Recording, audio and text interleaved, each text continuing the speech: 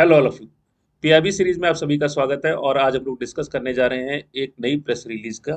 और ये press release एक नई तरह की योजना के बारे में डिस्कस कर रही है, उसका थोड़ा सा उसमें परिवर्तन लाए गए हैं, उसके बारे में डिस्कशन हो रहा है। और ये जो योजना है, आपके मेंस के जीएस के कई सारे पेपर्स हैं, उनको उसमें इसका यूज़ आप कर सकते हैं और अपने आंसर की क्वालिटी को इन्हेंस करने में इसका बड़ा यूज़ है आपके लिए। तो इस योजना का नाम है one station one product, OSOP। और OSOP का यूज कहाँ होगा, नाम से स्पष्ट है, वन स्टेशन यानी रेलवे स्टेशन से रिलेटेड कोई योजना है। लेकिन देखिए ये कैसे आम आदमी और जो हमारे कामगीर लोग होते हैं, जो तरह तरह के प्रोडक्ट्स का निर्माण करते हैं, आर्टिसंस वगैरह हैं, उनके बारे में ये प्रेस रिलीज बात करती है। तो देखिए ऐसा होता है कि सभी लोगों ने ट्रेन से यात्रा जरूर की है। और जब हम ट्रेन से ट्रेवल करते हैं तो उस वक्त हम खड़े होते हैं प्लेटफॉर्म पर। प्लेटफॉर्म एक ऐसी जगह है जहां पर कई घंटों तक आपको जो है रेल का इंतजार करना पड़ सकता है। और ये जो ट्रेनें हैं इंडिया की, इनमें केवल इंडियंस ही नहीं ट्रेवल करते, फॉरेनर्स भी ट्रेवल करते हैं। अब जब ट्रेन प्लेटफॉर्म पर रुकी हुई है, उस दौरान वहां पर जो स्टॉल्स होते हैं, जो दुकानें होते हैं, अगर गवर्नमेंट का सोचना ये था कि अगर उन स्टॉल्स में, उन दुकानों में उस स्टेट का लोकल प्रोडक्ट जो कि हैंडीक्राफ्ट आइटम्स हैं, वहाँ के लोकल आर्टिसन जो जिनका चीज़ों का निर्माण करते हैं, उन चीज़ों को क्यों ना वहाँ पे बेचा जाए। और वो जो स्टॉल्स हैं, वो किसी कॉरपोरेट के हाथ में ना हो, अंबानीज और अडानीज के हाथ में ना हो। वहाँ पे बेसिकली जो उस एरिया का जो आर्टिसन है, जो वाकई में कामगार है, जो ट्राइबल एरिया के लोग हैं, जो हमारे पिछड़े लोग हैं, महिलाओं के सेल्फ हेल्प हेल्प ग्रुप है, इस तरह के लोगों को स्टॉल दिया जाए और वो अपने क्षेत्र के विशेष प्रोडक्ट, जो हैंडीक्राफ्ट आइटम्स है, वहाँ उनको वहाँ पर वो सेल करे। तो इसीलिए इस योजना का नाम OSOP यानी वन स्टेशन वन प्रोडक्ट रखा गया। और इस योजना के तहत जो है, हर स्टेशन पर जो जहाँ पे इनका सिलेक्शन हुआ है इन स्टेशन का, वहां पर इस तरह के स्टॉल्स बनाए गए। जैसे कि यहाँ पे आपको दिखाई पड़ रहा है कि बेंच से बनी हुई कुर्सी मेजें वगैरह जो है इस स्टेशन पर बिक रही हैं। और जाहिर सी बात है, जिस स्टेशन का ये स्टॉल है वहां पर उस एरिया का लोकल प्रोडक्ट जो केन है यानी कि बेत है, बेत से बने आइटम्स है। तो इस तरह से गवर्नमेंट ने इस स्कीम की शुरुआत की थी। सबसे पहले ये स्कीम जो है, यूनियन बजट 2022-23 में इसको इंट्रोड्यूस किया गया था। इसके बारे में सोचा गया था कि इस तरह की स्कीम को लाया जाए और जिसकी वजह से भारत में जो आर्टिसंस हैं उनको थोड़ा सा सपोर्ट मिले गवर्नमेंट की तरफ से। और खासकर प्लेटफॉर्म्स पे जब ये सामान बेचेंगे तो वहां पर जो फुटफॉल होता है, लोगों की आवाजाही है, भीड़ है, वो काफी ज्यादा होती है और इसलिए इन लोगों के प्रोडक्ट्स बिकने में की संभावना ज्यादा बढ़ जाती है। तो एक इम्पॉर्टेंट डेट है जिसको आपको याद रखना है, वो डेट है 25 मार्च। 25 मार्च 2022 को इस योजना की शुरुआत की गई थी और तब से लेकर अब तक ये योजना लगातार इंडिया के कई सारे शहरों के स्टेशन पे, रेलवे स्टेशन पर चल रही है। अब इस योजना में हम लोगों ने जैसे डिस्कस किया कि अलग अलग तरह की चीजें, जैसे कि मिट्टी से बने हुए बर्तन है, बेत की बनी हुई कुर्सियां हैं, किसी एरिया में जो भी उसके एरिया के, उस स्टेट के जो लोकल हैंडीक्राफ्ट्स हैं, वहां पर उन स्टेशन पे इन सब चीजों की बिक्री की जाती है। और इसके जरिए जो रेवेन्यू अर्न होता है वो गवर्नमेंट के पास नहीं जाता, बहुत ही नॉमिनल फीस इन स्टॉल्स की ली जाती है। और वो रेवेन्यू जो है सीधे आर्टिसन, जो वो कामगार है, उसको मिलता है, ताकि उसका जो है सोशल अपलिफ्टमेंट हो सके और इकोनॉमिक अपलिफ्टमेंट भी किया जा सके। तो इसमें एक तरह की विन विन सिचुएशन है। लोग अपने लिए स्टेशन से यादगार चीजें खरीदते हैं और उनको अपने घर ले जाते हैं, और साथ ही साथ जो है, जो सामान बनाने वाले, इस तरह के हैंडीक्राफ्ट आइटम बनाने वाले लोग हैं, उनको एक मार्केट मिल जाता है। तो ये दोनों तरफ से विन विन सिचुएशन है। अब इसमें एक इंटरेस्टिंग चीज ये भी है कि आर्टिसंस के अलावा जो है, यहाँ पर जो स्पेशल तरह के ग्रुप्स होते हैं जिन्हें हम स्वयं सहायता समूह या सेल्फ हेल्प ग्रुप कहते हैं, उनका भी इन्वॉल्वमेंट होता है। और बहुत सारे सेल्फ हेल्प ग्रुप जो है वो वुमेन से बने हैं, महिलाओं का ने उसका निर्माण किया, उसमें सबसे ज्यादा मात्रा में महिलाएं। इस तरह से अगर हम कहें, वुमेन एम्पावरमेंट के लिए भी ये योजना बहुत ज्यादा हेल्पफुल साबित हो रही है, क्योंकि भारत में हजारों की संख्या में लोग जो है, लाखों की संख्या में लोग इस योजना से जुड़ चुके हैं और वो अपने अपने प्रोडक्ट को सेल कर रहे हैं। इसलिए ये एक तरह से हम कहें कि इस योजना से जुड़ने के बाद, चाहे वो सेल्फ हेल्प ग्रुप के तौर पे महिलाएं जुड़ी हों, चाहे वो श्रमिक हों, और चाहे वो इस तरह के हैंडीक्राफ्ट आइटम्स बनाने वाले लोग हों, सभी को फायदा मिल रहा है। अब गवर्नमेंट ने इसको थोड़ा सा एक्सपेंड किया, इसका थोड़ा सा नेचर चेंज किया है। 28 स्टेशन ऐसे हैं इंडिया के, अलग अलग राज्यों के 28 स्टेशन हैं, जहां पर अब गवर्नमेंट ऑफ इंडिया ने ये नई चीज प्रमोट की कि इस वो आर्टिशंस को ज्यादा तरजीह दी जा रही है, प्रेफरेंस दी जा रही है जो दिव्यांग है।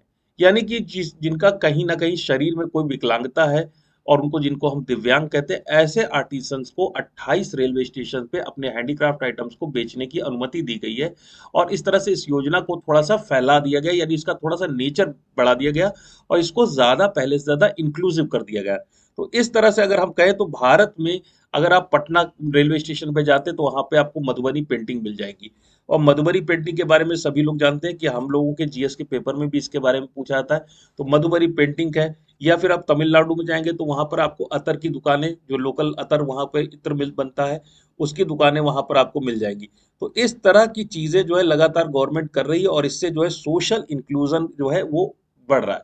अब बात करते हैं कि ये जो हमने सब ये डिस्कस किया, ये हमारे किस किस जीएस के पेपर में इसका यूज है, कहाँ पर इसको हम यूज कर सकते हैं और कहाँ पे आंसर राइटिंग जब करेंगे तो वहां पे इनरिचमेंट आएगा। तो देखिए, जैसा कि नाम है वन स्टेशन वन प्रोडक्ट, तो इंक्लूसिव ग्रोथ, एक्सक्लूसिव ग्रोथ नहीं है, इंक्लूसिव, सभी का इंक्लूजन करना ताकि जो आ, वृद्धि हो रही है, आर्थिक विकास हो रहा है, वो सबका हो, उसमें समाज के हर तबके का और खासकर पिछड़े तबके का जो आर्थिक रूप से कमजोर है उसका भी विकास। तो इंक्लूसिव ग्रोथ का अगर कोई क्वेश्चन आता है वहां भी इसको ऐड कर सकते हैं। एम्प्लॉयमेंट जनरेशन, जाहिर सी बात है एम्प्लॉयमेंट जनरेशन में इसका यूज होगा। Micro small medium enterprises development, तो इसमें सबसे ज्यादा इंपॉर्टेंट है माइक्रो, जो सबसे अति सूक्ष्म है, अति लघु है। ऐसे उद्योग यानी कि एक या दो लोग मिलकर जब चला रहे हैं उनका डेवलपमेंट, उसमें भी बहुत बड़ा इंपॉर्टेंस है।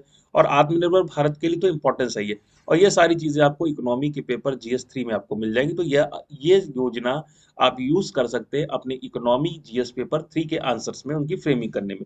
इसके अलावा जो हम गवर्नेंस की बात करते हैं जीएस पेपर 2 में, तो गवर्नेंस में poverty alleviation, rural development, women empowerment, livelihood security, तो यहाँ पे आपको दिखाई पड़ेगा जीएस 2 और जीएस 3 में भी इस योजना का यूज कर सकते हैं। खासकर वहां पर लिखा है सेल्फ हेल्प ग्रुप, जो स्वयं सहायता समूह, वो किस तरह से हमारे देश के अपलिफ्टमेंट में सहायता कर रहे हो। इस तरह के स्वयं सहायता समूह यानी कि सेल्फ हेल्प ग्रुप को प्रमोट करने से देश का भी विकास होता है, तो वहां पर यूज कर सकते हैं। आर्टिसंस वगैरह वो भी इसमें आ जाएंगे।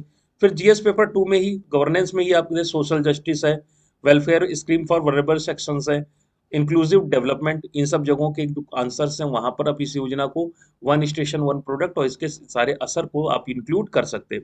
फिर जीएस पेपर 1 हमारा इंडियन आर्ट एंड कल्चर वहां पर आता है और उसमें एक बड़ा इंपॉर्टेंट चीज है preservation of Indian heritage and indigenous knowledge और इंडियन आर्ट एंड कल्चर। तो जैसे मधुबनी पेंटिंग की बात की, तो जाहिर सी बात है कि पेंटिंग से काम नहीं चलेगा, पेंटिंग का प्रिजर्वेशन भी करना, उस आर्ट, वो फोक आर्ट जो है वो समाप्त ना हो जाए, उसके लिए जाहिर सी बात है उसको बनाने वाले जो लोग हैं उनका, उनको इतनी मदद मिलती रहनी चाहिए वो कि वो सम्मान पूर्वक तरीके से अपना जीवन जी सके। तो इस तरह की मधुबनी आर्ट है, चाहे अतर बनाने की बात हो या छोटे छोटे आप कह सकते हैं लकड़ी के आइटम है, कोई खिलौने वगैरह बनाने वाले जो लोकल आर्टिसंस हैं, उनका प्रमोशन करना बहुत ज्यादा जरूरी है, नहीं तो वो इस धंधे से, इस काम से बाहर निकल जाएंगे और वो कला, वो विधा समाप्त हो जाएगी। तो इसलिए हमारा जो लोकल इंडिजिनस ट्रेडिशनल कल्चर है, जो ट्रेडिशनल आर्ट है और ट्रेडिशनल जो तरीके से हम चीजें बनाते हैं, उनके प्रिजर्वेशन में भी वन स्टेशन वन प्रोडक्ट एक मील का पत्थर साबित होने वाली योजना है। इसी तरह जीएस पेपर 3 फिर से आप देखेंगे इकोनॉमी में, तो वहाँ पे इंफ्रास्ट्रक्चर लेड डेवलपमेंट यानी कि स्टेशन से देखिए किस तरह से विकास हो रहा है, public service delivery, regional economic development, इन सब जगहों पर भी आप जो है इन सारी इस योजना का यूज कर सकते हैं। तो ये योजना हम पढ़ रहे हैं वन स्टेशन वन प्रोडक्ट, लेकिन आप देखेंगे तो इसको 3 जीएस के पेपर, आपको जीएस पेपर 1, जीएस पेपर 2 और जीएस पेपर 3, 3 जीएस के पेपर ऐसे हैं जिसमें अलग अलग जगहों पर आप अपनी इंजीन्यूटी का यूज करते हुए अलग अलग क्वेश्चंस में इस योजना को डाल सकते हैं, चाहे वो वुमेन एम्पावरमेंट की बात हो, चाहे वो सेल्फ हेल्प ग्रुप की बात हो, चाहे वो गवर्नेंस की बात हो, चाहे इकोनॉमिक इंक्लूजन की बात हो, चाहे वो एमएसएमई सेक्टर के बारे में बात हो, इन सब जगहों पर आप अलग अलग जगहों पर योजना का इस उल्लेख कर सकते हैं, उसका यूज कर सकते हैं। तो चलिए डिस्कस करते हैं इस योजना के बारे में कि देखते हैं प्रेस रिलीज में क्या लिखा गया है। और प्रेस रिलीज मैंने पहले जो आपसे डिस्कस करूंगा, जो अभी वर्तमान में अभी कल ही आई है प्रेस रिलीज, जहां पर इस योजना का एक्सटेंड किया गया है दिव्यांग लोगों के लिए, कि उनको जो है 28 स्टॉल दिए गए। और फिर बात करेंगे इस योजना के पुराने पुराने थोड़े 4-5 महीने पुरानी प्रेस रिलीज है, जहाँ पे वन स्टेशन वन प्रोडक्ट के बारे में थोड़ा सा डिटेल मिला, तो दोनों प्रेस रिलीज में मिलाकर आपको डिस्कस करने जा रहा हूँ। तो चलिए डिस्कस करते हैं इस नई प्रेस रिलीज के बारे में।